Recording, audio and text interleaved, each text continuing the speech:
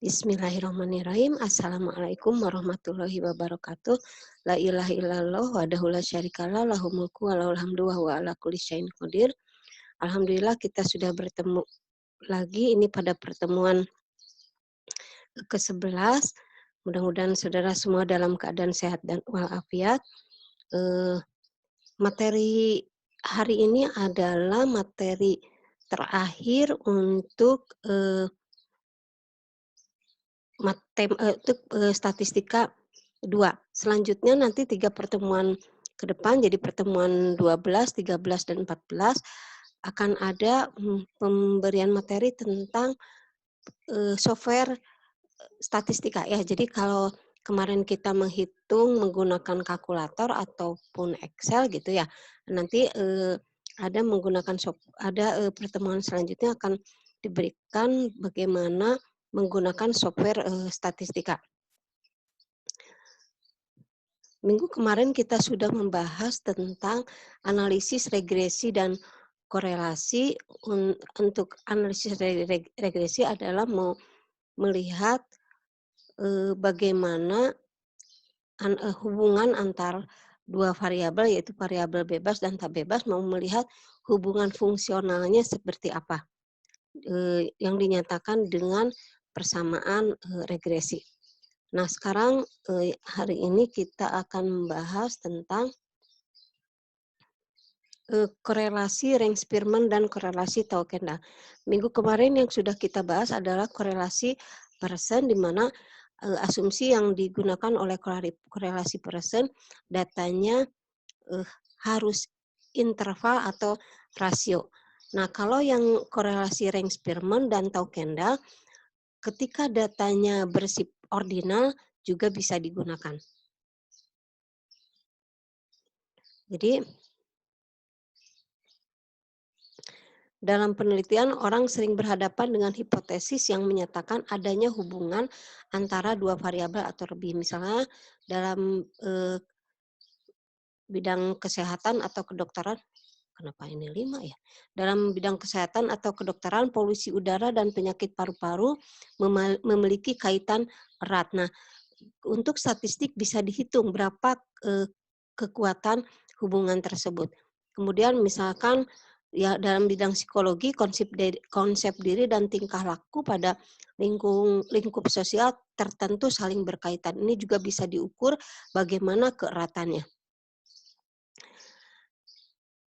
Atau yang bidang sosiologi, ada suatu hubungan antara status sosial dan pandangan terhadap perilaku-perilaku menyimpang. Jadi untuk korelasi bisa dihitung tingkat keeratannya seperti apa. Apa itu koefisien korelasi? Koefisien korelasi merupakan ukuran yang menyatakan keeratan hubungan antar pengamatan dari populasi-populasi bivariat. Bivariat ini berarti dua variabel. Statistik korelasi yang dibahas dalam analisis parametrik adalah koefisien korelasi Pearson. Ini biasa dinotasikan dengan R. Kalau untuk ukuran populasi dinotasikan dengan rho. Kemudian pertemuan sebelumnya sudah dibahas korelasi Pearson itu digunakan untuk selain datanya harus data untuk skala pengukurannya interval dan rasio, juga datanya berdistribusi normal. Kemudian, nah koefisien korelasi memiliki karakteristik yang dianggap memenuhi syarat sebagai suatu ukuran korelasi antara dua variabel, yaitu variabel kita katakan misalkan dinamakan variabelnya adalah X dan Y, disimbolkan variabelnya X dan Y. Ini aturan koefisien korelasi sudah dijelaskan pada pertemuan sebelumnya. Jadi korelasi itu bernilai antara -1 dan +1. Kalau negatif berarti hubungannya terbalik atau tidak langsung. Kalau positif hubungannya searah.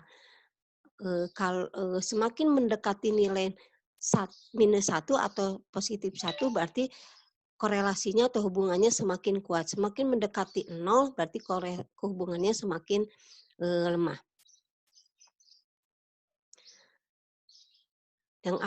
Sekarang kita bahas adalah koefisien korelasi Ring-Spearman. Data untuk analisis merupakan sebuah sampel acak yang terdiri dari N pasangan hasil pengamatan numerik atau non-numerik, karena Ring-Spearman bisa data ordinal. Contoh data ordinal apa? Misalkan tingkat pendidikan, kepangkatan gitu ya. Itu ordinal. Bisa dicari korelasinya ketika skala pengukurannya ordinal. Misalkan mau dilihat korelasi antara tingkat pendidikan dengan gaji, misalkan dengan tingkat pendapatan. Nah, itu bisa dicari. Nah, skala pengukurannya minimal ordinal. Jika interval atau rasio, maka digunakan ketika data tidak berdistribusi normal untuk Ring-Spearman. Ini kasusnya adalah datanya berpasangan, kita katakan variabelnya adalah X dan Y. Nah, ini rumusnya persis seperti koefisien korelasi Pearson, hanya kalau koefisien korelasi Pearson data yang dikorelasikan adalah data aslinya gitu ya. Nah, kalau korelasi Ring-Spearman, data yang dikorelasikan, yang dimasukkan ke dalam rumus ini adalah data rankingnya, data peringkatnya. Untuk menentukan peringkat, biasa ya kita terhadap data, lakukan pemeringkatan terhadap data X dari terkecil ke terbesar. Begitu juga untuk data Y. Untuk data yang paling kecil dikasih peringkat 1 dan yang terbesar dikasih peringkat N. Nah, setelah dapat koefisien korelasinya, maka kita bisa menguji signifikansi dari korelasi tersebut. Apakah korelasi dari sampel itu bisa mewakili keadaan populasi, tidak gitu ya. Di hipotesisnya ada 3, ini adalah uji dua pihak karena H1-nya tidak sama dengan, yang ini adalah apakah korelasi Spearman-nya positif, ini uji pihak kanan, dan ini apakah korelasi Spearman-nya negatif, ini uji pihak kiri. Statistik ujinya adalah nilai korelasi itu sendiri. Jadi RS itu statistik ujinya, kriteria ujinya menyesuaikan dengan bentuk hipotesisnya. Karena hipotesisnya dua pihak, maka kriteria uji untuk yang pertama adalah, untuk uji dua pihak adalah terima nol jika nilai RS dari statistik uji ini berada di batas bawahnya RS alfa per 2 dan batas atasnya positif RS alfa per 2. Nilai RS ini diperoleh dari tabel Ring-Spearman. Yang uji yang kedua untuk uji pihak kanan. Tolak H0 jika RS-nya lebih besar dari nilai RS alfa. Uji yang ketiga adalah uji pihak kiri. Tolak H0 jika RS-nya kurang dari negatif RS. Nilai RS alfa dan RS alfa per 2 diperoleh dari tabel Ring-Spearman. Ini adalah nilai kritis dari tabel Ring-Spearman. Bagaimana mencarinya? Yang ini alfa 2 berarti ujinya uji dua pihak. Yang alfa 1 berarti uji satu pihak. Misalnya kalau ujinya dua pihak untuk alfanya 0,05, maka kita lihat di sini 0,5. Kalau uji satu pihak untuk alfanya 0,05 berarti yang ini. Sorry. Diulang ya. Kalau misalkan uji dua pihak alfanya 0,05 berarti yang di sini ya. Ini. Kalau alfanya 0,05 ujinya satu pihak berarti yang ini. Misalnya ujinya mau uji dua pihak untuk alfa 0,05 dengan N-nya adalah misalkan 8. Maka diperoleh nilai kritisnya adalah 0,738 gitu ya. Ini kita lihat contoh, ingin diketahui apakah ada hubungan positif antara kecerdasan intelektual dan kecerdasan emosi. Penelitian dilakukan terhadap 14 orang murid SMA. Lakukan pengujian hipotesis apakah pernyataan di atas berlaku dengan alfa 0,05 dan diasumsikan data tidak berdistribusi normal. Maka Kita bisa lihat, nah ini datanya, ini kecerdasan intelektual, kita simbolkan X, dan kecerdasan emosi kita simbolkan dengan Y. Ini datanya, ini ya, apa namanya, ngarang, apa ya, ngarang, asal. Ini bukan hasil penelitian, Ibu asal aja menginputkan datanya. Nah, yang pertama adalah cari dulu koefisien korelasinya. Kemudian, ini prosedurnya ya, kemudian jelaskan arti dari koefisien tersebut. Apakah nilainya positif atau negatif. Kalau positif artinya apa, kalau negatif artinya apa. Kemudian lakukan pengujian hipotesis. Kita lihat, kita akan mencari peringkat dari data tersebut.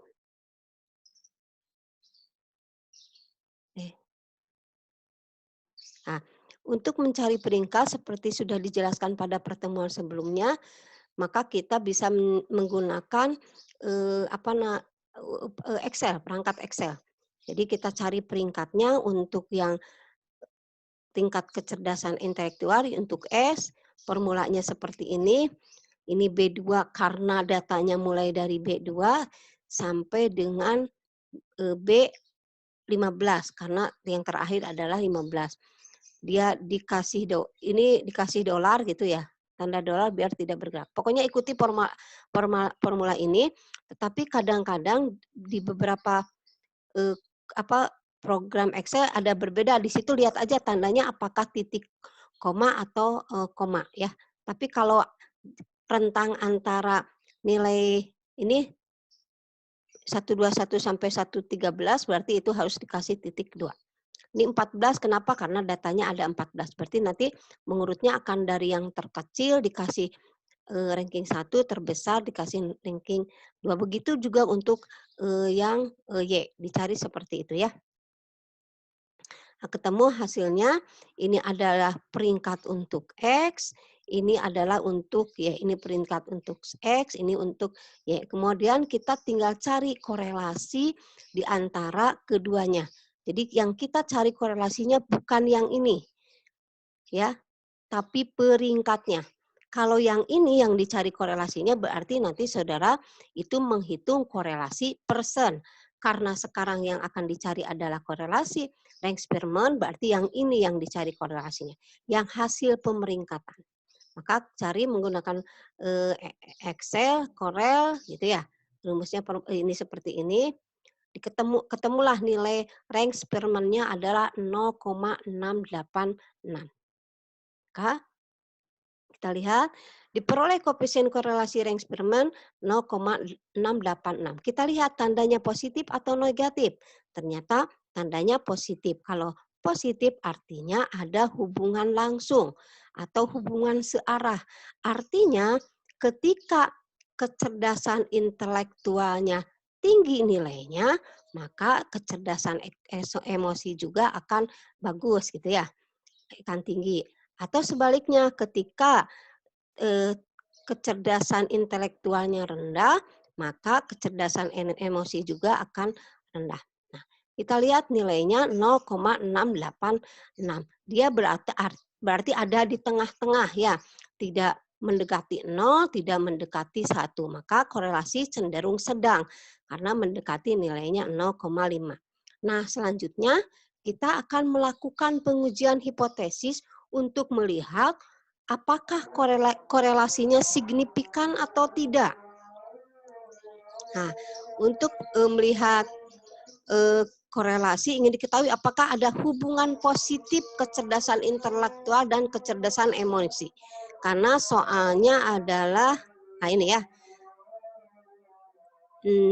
Nah, ingin diketahui apakah ada hubungan positif antara kecerdasan intelektual dan kecerdasan emosi. Berarti ini ujinya uji pihak kanan, gitu ya. Oke.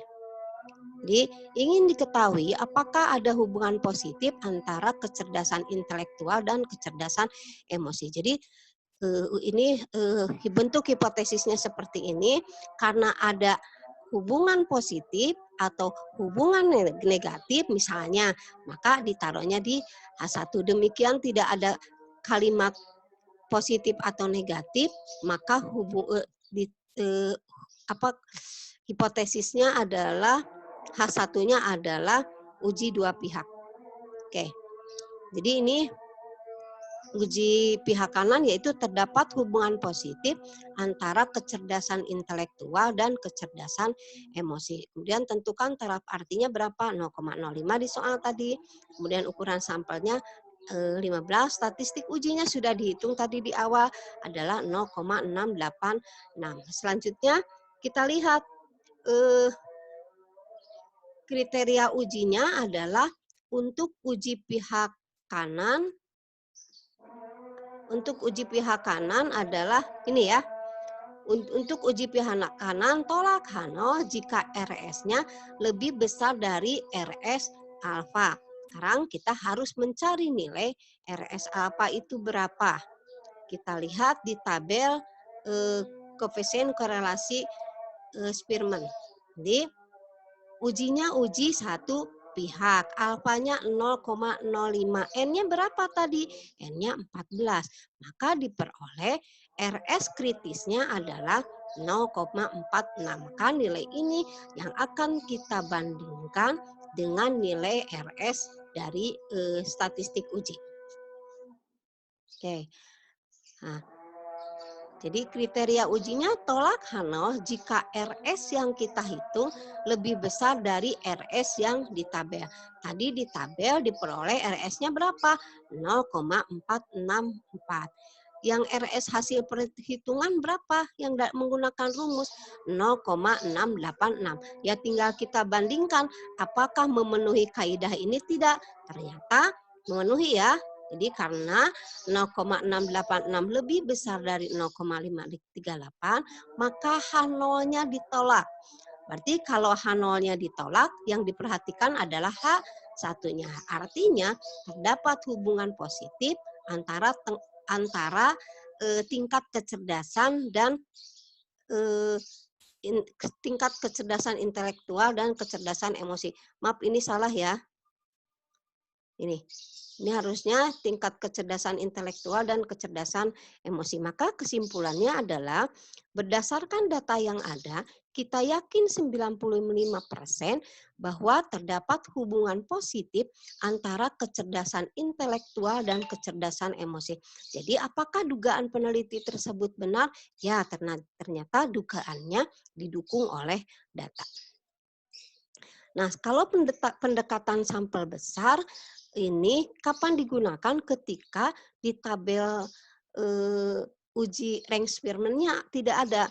Di uji rank Spearman maksimal datanya itu sampai pasangan datanya sampai 30, N-nya sampai 30. Jadi untuk tabel ini nih, N-nya ini maksimal sampai 30. Ketika tidak ada di tabel, maka kita menggunakan pendekatan ini. Ya, pendekatan uji menggunakan distribusi normal baku, di mana rumusnya adalah, nah ini, rumus Z-nya adalah RS, RS adalah dari nilai statistik, dari nilai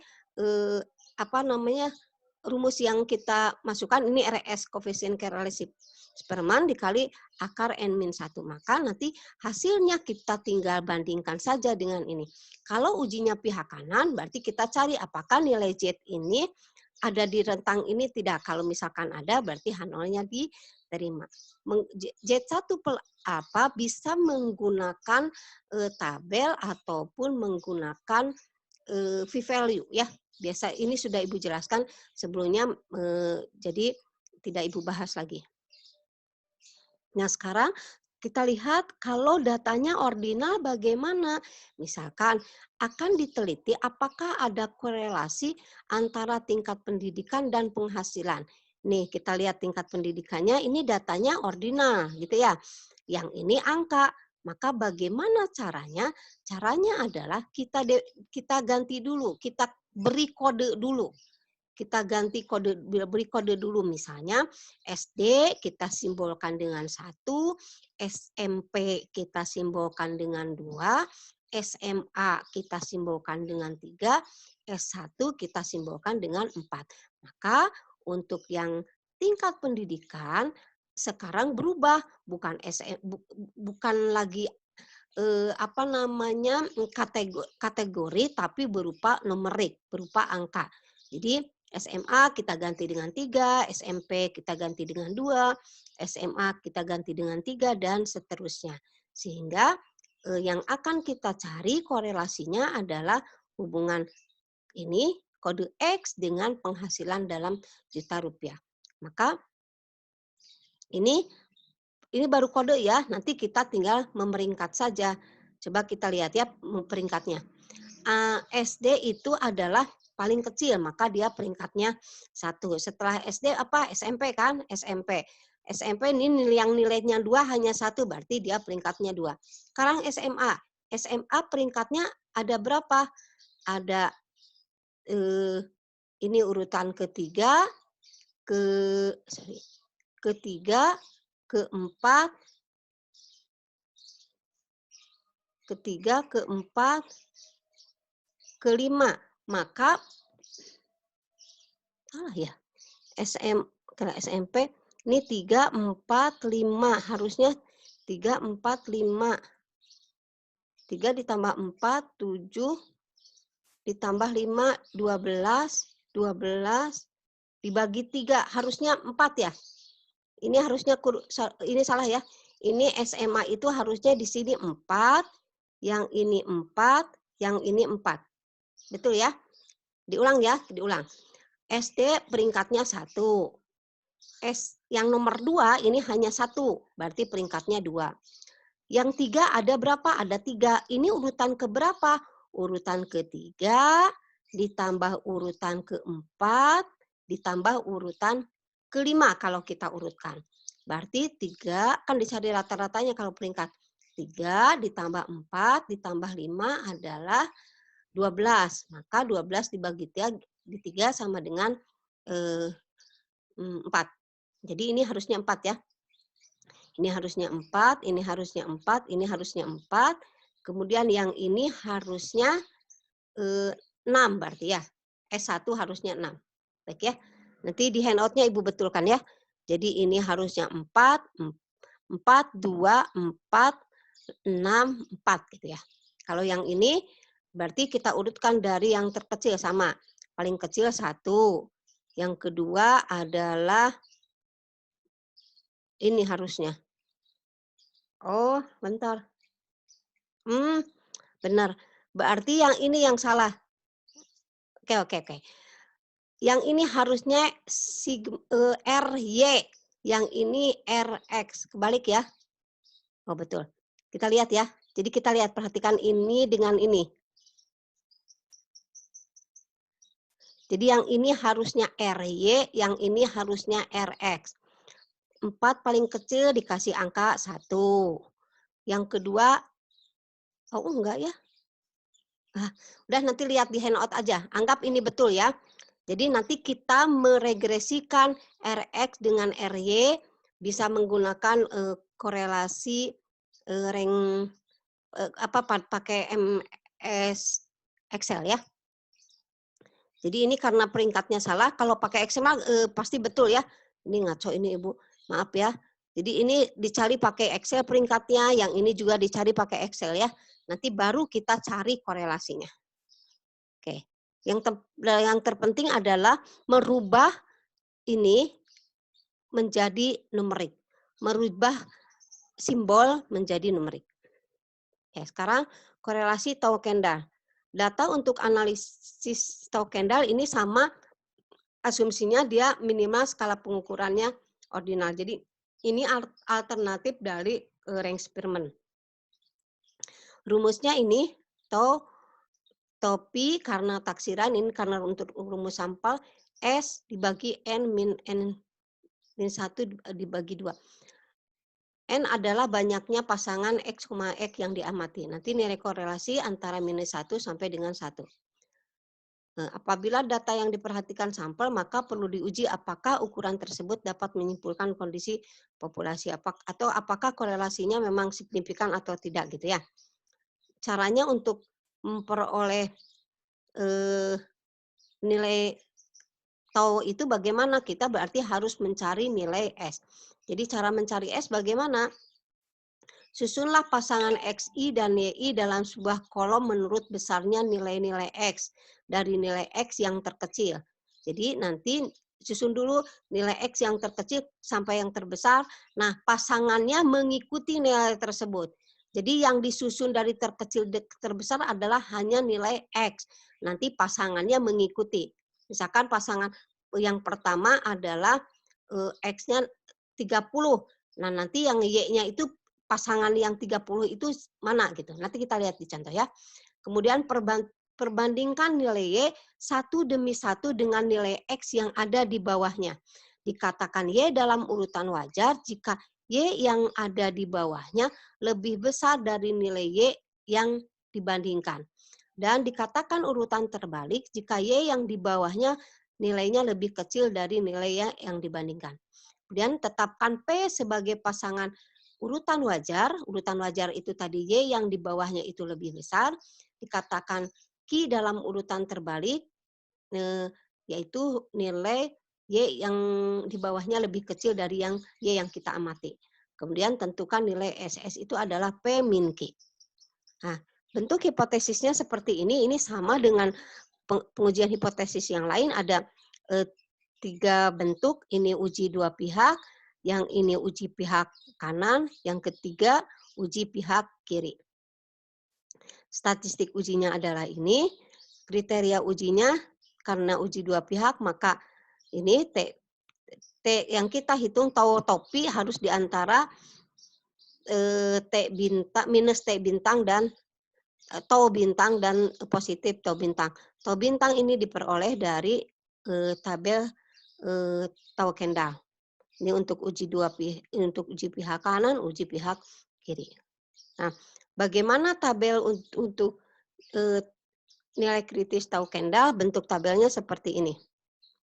Ini nilai alfanya, ya. Ini nilai alfanya, yang ini nilai taunya. Kalau ujinya 2 pihak berarti dicarinya alfanya alfa per 2. Jadi ini harus 0,0 cari 0,05. Kalau uji 1 pihak, kalau misalkan alfanya 0,05 maka yang di sini yang dicari. Ya. Jadi tau bintang ini harusnya tau bintang alfa per 2. Nanti yang di handout ya, yang betulnya di handout ini biar Ibu terangkan dulu saja. Ini soalnya kagok kalau mau diganti. Oke. Nah, contohnya adalah ingin diketahui apakah ada hubungan positif antara kecerdasan intelektual dan kecerdasan emosi. Ini soalnya sama dengan uji Ring-Sperman. Contohnya sama dengan uji Ring-Sperman. Ini datanya. Nah, pertama cari dulu koefisien korelasi, kemudian jelaskan artinya, lakukan pengujian hipotesis. Nah, ini tadi ini datanya gitu ya. Ini datanya, maaf. Nah, ini datanya. Ya. Tadi langkah pertama adalah urut nilai X dari terkecil ke terbesar, kemudian yang Y mengikuti urutan tersebut. Maka kita lihat. Ini X-nya sudah diurutkan dari X terkecil ke terbesar. Maka pasangan Y-nya tidak usah diurutkan lagi, dia mengikuti pasangannya. Kalau yang X-nya siswa ke-11, berarti Y-nya adalah siswa ke-11. Ini tinggal ngikutin saja ya, mengikuti pasangannya.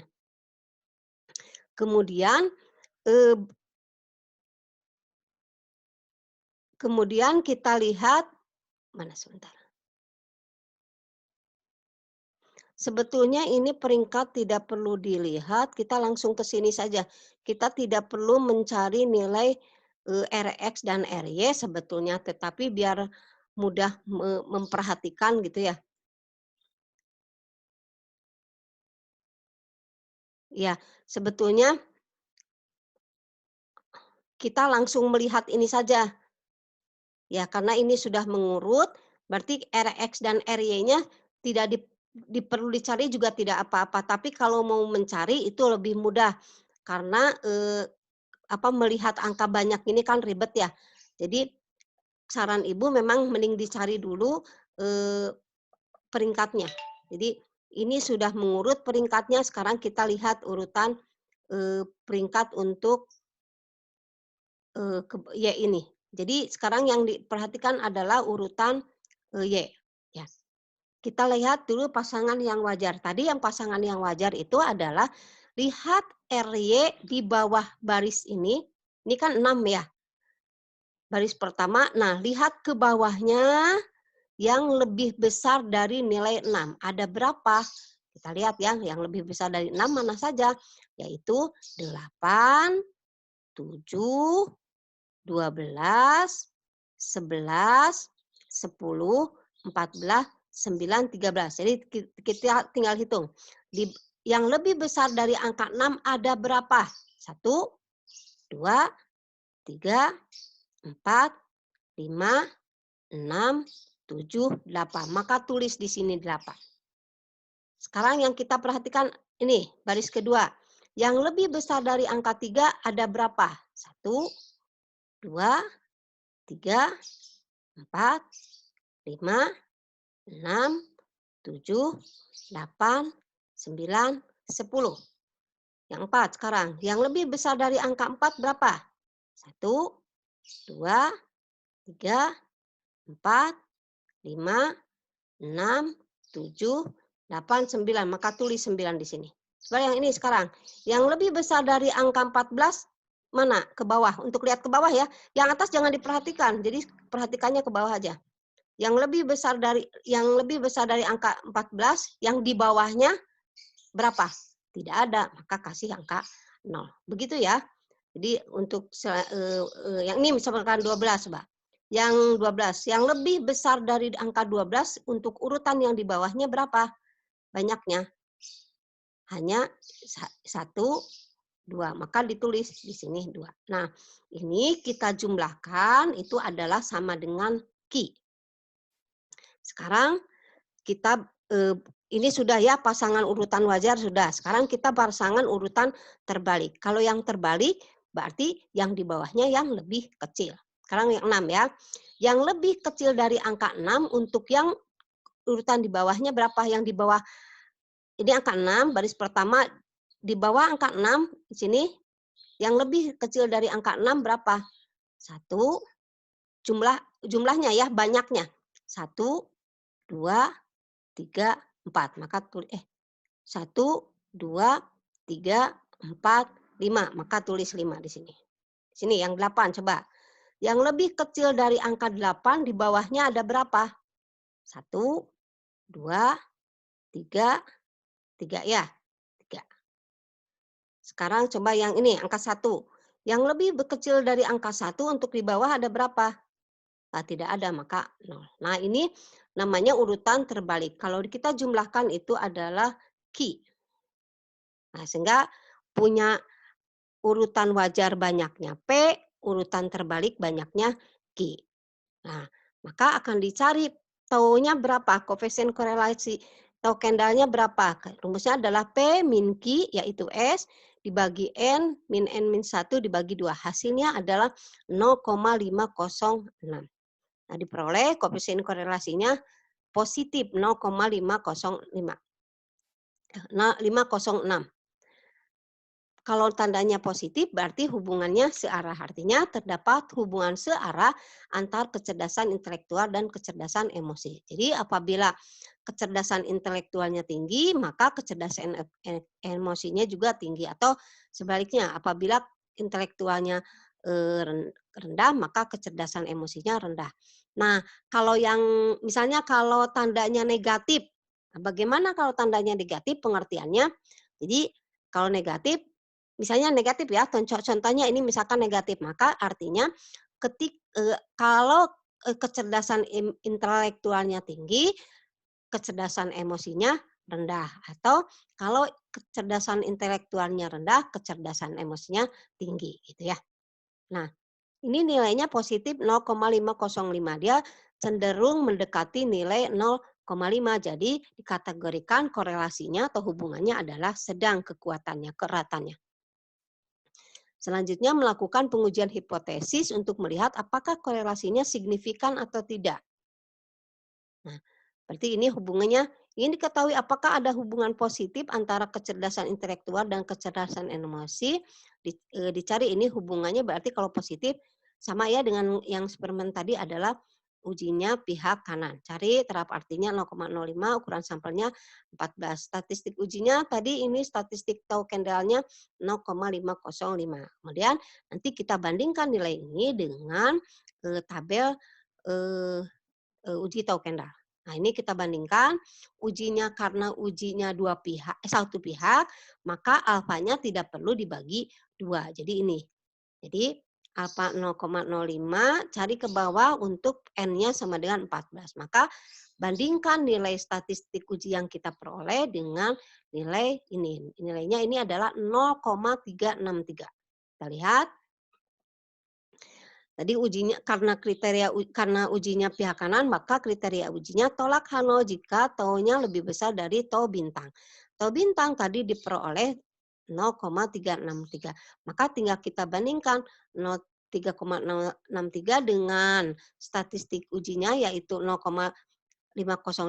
Bagaimana memenuhi kaidah ini enggak? Ya, ternyata memenuhi. Jadi 0,505 lebih besar dari 0,363, maka H0-nya ditolak. Kalau H0-nya ditolak berarti kita memperhatikan H1. Jadi artinya terdapat hubungan positif antara kecerdasan intelektual dan kecerdasan emosi. Maka kesimpulannya adalah berdasarkan data yang ada, kita yakin 95% bahwa terdapat hubungan positif antara kecerdasan intelektual dan kecerdasan emosi. Jadi dalam hal ini uji Rank Spearman dengan uji tau Kendall selaras ya, sama karena dia fungsinya sama sebetulnya, itu hanya alternatif pengujian. Baik, barangkali itu saja yang bisa Ibu sampaikan. Mudah-mudahan saudara-saudara bisa memahami apa yang sudah Ibu sampaikan. Nanti ini ada tugas ya biasa. Nanti untuk minggu depan tadi Ibu sudah jelaskan kita hanya membahas tentang penggunaan software statistik. Jadi tidak perlu menghitung secara manual, kita tinggal masukkan data, keluar hasilnya, interpretasikan sama kita. Baik, Ibu ucapkan terima kasih. Hasbunallahu wa ni'mal wakil, nikmal maula wa nikmal nasir. Assalamualaikum warahmatullahi wabarakatuh.